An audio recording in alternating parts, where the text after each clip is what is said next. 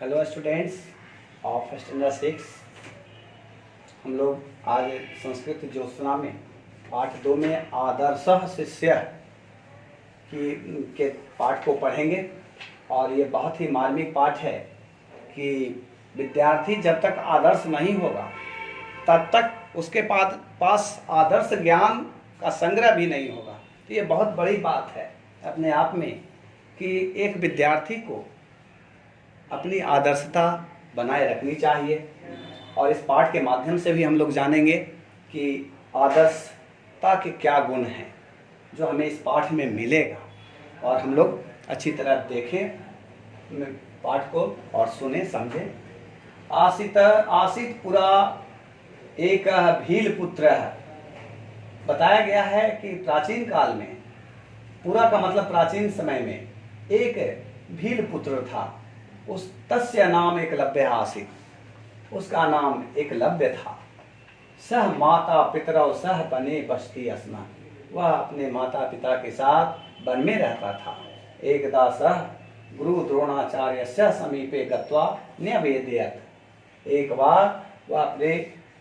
बार वह गुरु द्रोणाचार्य के नजदीक जाकर उनसे निवेदन किया, गुरुदेव अहम धनुर्विद्याम प्राप्तुम इच्छामि, गुरुदेव मैं धनुर्विद्या शिक्षा प्राप्त करना चाहता हूँ, अतः कृपया माम शिष्य रूपेण स्वीकुरु, इसलिए आप मुझे अपने शिष्य के रूप में स्वीकार करें। द्रोणाचार्य प्रत्यवदत्, पुत्र द्रोणाचार्य ने कहा, जवाब दिया, पुत्र अहम तु केवलम कौरव पांडवान एवं पाठयामि, मैं तो केवल कौरव पांडवों को ही पढ़ाता हूँ। एकलव्य निराश भूत्वा स्वकुटीरं प्रत्यागच्छत्, परम द्रोणाचार्यं मनसि एव गुरु रूपेण आमन्यत्। एकलव्य निराश होकर उनके इस जवाब देने से कि मैं तो केवल कौरव पांडवों को ही पढ़ाता हूँ, इस बात से निराश होकर एकलव्य अपने कुटिया की ओर लौट गया।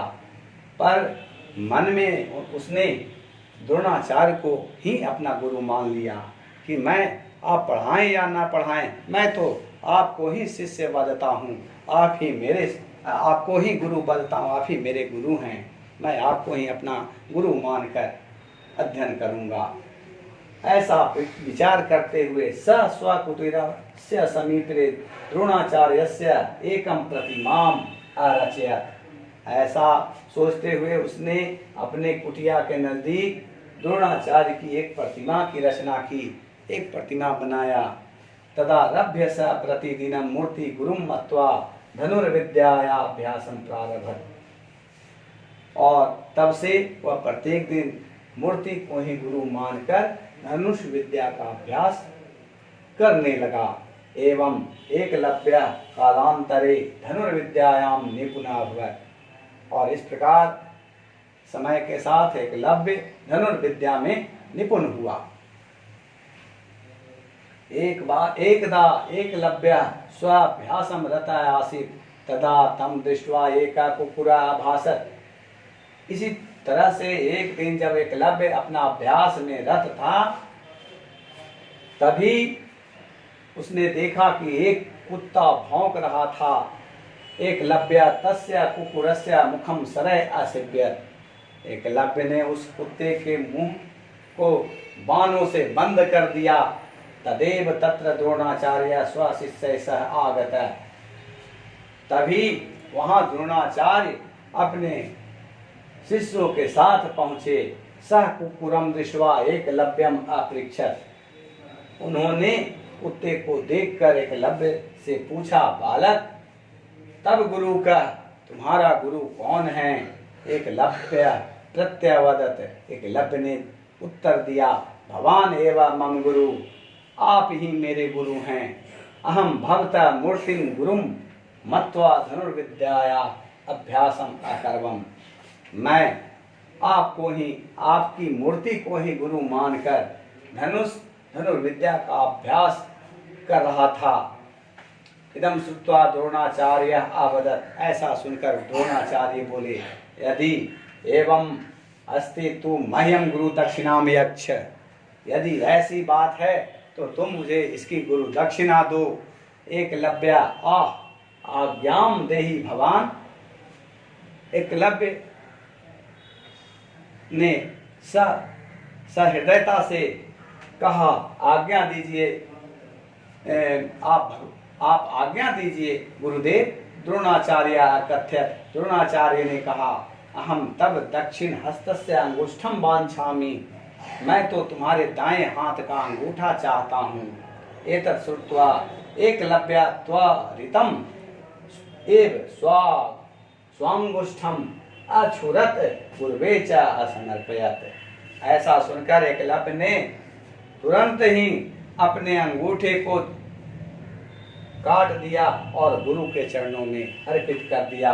धन्य ऐसा शिष्य एकलव्य, धन्य है वो महान शिष्य एकलव्य जिसकी कहानी आपने अभी इस पाठ के माध्यम से सुनी और इससे जुड़ा हुआ आपको मैं समझता हूँ कि आप लोग बहुत अच्छी तरह से इसके सारांश को सुने हैं और समझे हैं। मैं समझता हूँ कि इसे दोहराने की ज़रूरत नहीं है और आप लोग अपनी भाषा में इसके सारांश को लिख करके व्हाट्सएप के माध्यम से भेजेंगे और इसका कॉपी भी, फेयर कॉपी भी बनाएंगे। फेयर कॉपी में वर्ड पावर को भी डालेंगे और इसे रिमाइंड करेंगे सुंदर अक्षरों में। और नीचे योग्यता विस्तार भी मैं समझा दे रहा हूँ, इसे भी आप लोग समझ लें। इससे भी मतलब वाक्य प्रयोग होता है और सेंटेंस वगैरह बनता है, तो इसको भी जरा सा हम लोग देख लें। प्रत्यय क्या है? तो जो शब्दांश किसी शब्द या धातु के अंत में लगकर उसमें विकार उत्पन्न करते हैं उन्हें प्रत्यय कहते हैं। कुछ प्रत्यय निम्न प्रकार हैं। कत्वा प्रत्यय, इस प्रत्यय का प्रयोग क्रिया की धातु के अंत में किया जाता है। इससे पूर्वकालिक क्रिया का बोध होता है। जैसे गम जोड़ कत्वा गत्वा, गत्वा मीन्स जाकर। दृष्ट जोड़ कत्वा, दृष्टवा मीन्स देखकर। इसी तरह से भू जोड़ कत्वा भूत्वा, होकर। मन जोड़ कत्वा मत्वा, मानकर। इस तरह से इसका वाक्य प्रयोग होता है। तो आप लोग कत्वा प्रत्यय को भी अभी देखें, समझें। और दूसरा ल्याप प्रत्यय। ल्याप प्रत्यय, यह प्रत्यय भी पूर्वकालिक क्रिया का बोध कराता है, लेकिन यह उन क्रियाओं के साथ प्रयुक्त होता है जिनमें आ, परा आदि उपसर्ग लगे होते हैं। जैसे आ जोड़ गम जोड़ ल्याप आगत्य बन जाता है, जिसका अर्थ होता है आकर। इसी तरह से नी जोड़ पा जोड़ ल्याप, जिसका अर्थ होता है निपीय यानी पीकर।